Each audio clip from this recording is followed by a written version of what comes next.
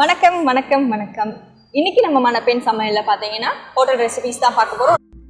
இன்னும் நம்ம மணப்பெண் சமையலை சப்ஸ்கிரைப் பண்ணாதவங்க வீடியோ கீழே இருக்க ரெட் கலர் சப்ஸ்கிரைப் பட்டனை ப்ரெஸ் பண்ணுங்க. பக்கத்தில் இருக்க பெல் ஐக்கானை கிளிக் பண்ணி ஆல் செலக்ட் பண்ணிங்கன்னா உங்களுக்கு மணப்பெண் சமையலோட நோட்டிஃபிகேஷன் கரெக்டாக உங்களுக்கு அப்டேட் ஆகும்.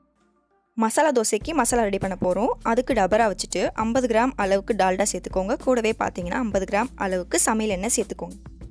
அடுத்து ஒரு பிளேட்டில் 1/2 கிலோ அளவுக்கு பெரிய வெங்காயம் நீட்டு வாக்காக கட் பண்ணி எடுத்து வச்சுக்கோங்க. 20 பச்சை மிளகாய் 2 கீரை எடுத்து வச்சுக்கோங்க. கூடவே ஒரு கட்டு கருவேப்பிலையை உருவி எடுத்து வச்சுக்கோங்க. எண்ணெய் நல்லா காஞ்சதும் கடுகு 1 ஸ்பூன் அளவுக்கு சேர்த்துக்கோங்க. சேர்த்துட்டு 20 கிராம் அளவுக்கு கடலைப்பருப்பு, 10 கிராம் அளவுக்கு உளுத்தம் பருப்பு, 5 ஸ்பூன் அளவுக்கு சோம்பு சேர்த்துக்கோங்க. சேர்த்துட்டு நம்ம எடுத்து வச்சுருக்க வெங்காயம், பச்சை மிளகாய், கருவேப்பிலையும் சேர்த்து நல்லா வதக்கிக்கோங்க. வதக்கிட்டு 1/4 கிலோ அளவுக்கு தக்காளி நல்லா நீட்டு வாக்காக கட் பண்ணிவிட்டு ஆட் பண்ணிக்கோங்க. நல்லா மசாலாவை நல்லா மிக்ஸ் பண்ணி விட்டுக்கோங்க.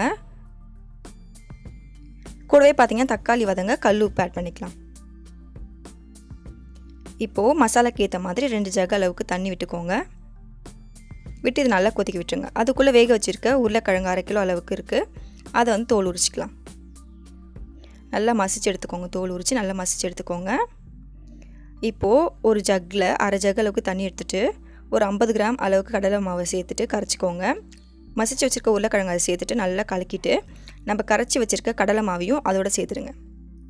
சேர்த்துட்டு 1 நிமிஷத்தில் பார்த்தீங்கன்னா உங்களோட மசாலா வந்து நல்லா கெட்டியாயிடும். அந்த பதம் வர வரைக்கும் நல்லா கிளறி விட்டுட்டே இருங்க. அந்த பதம் வந்த உடனே கொத்தமல்லி இருந்தால் கொத்தமல்லியை போட்டுட்டு ஆஃப் பண்ணிவிடுங்க அடுப்பை.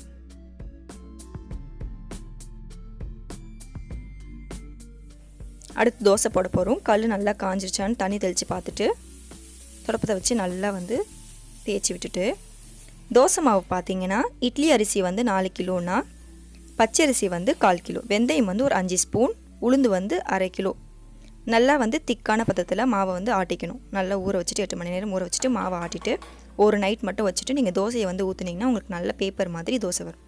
அதே மாதிரி தோசையை வந்து ஓவல் ஷேப்பில் ஊற்றினா மட்டும்தான் உங்களுக்கு அழகாக வந்து சுருட்டை வரும், இல்லை மடிக்க வரும். ஸோ ஓவல் ஷேப்பில் தோசை எப்பயுமே ஊற்றணும்.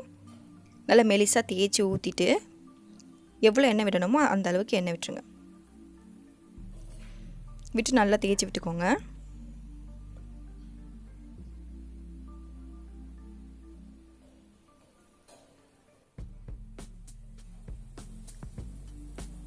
இப்போ நல்லா சிறு தீயில் தோசை நல்லா செவர டைமில் நம்ம ரெடி பண்ணி வச்சுருக்க மசாலாவை வந்து அதில் ஆட் பண்ணிவிடுங்க.